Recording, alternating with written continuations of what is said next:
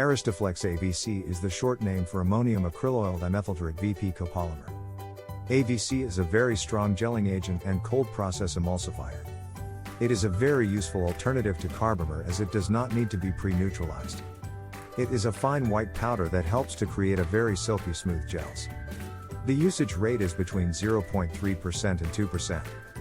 If you dissolve 1% AVC in 99% distilled water, the pH will range between 4.3 and 5.8. Usage instruction and cautionary measures. AVC is very useful for making lightweight gels. To use, add between 0.3% and 2% to glycerin. Mix well and add distilled water to it. You can also use it to stabilize your emulsions.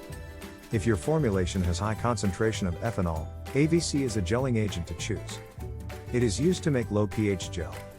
What to avoid when using Aristoflex AVC? It is recommended you keep your product between the pH of 4 and 6.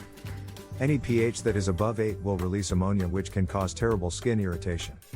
If you don't know how to adjust the pH of your beauty products, stay away from this raw material.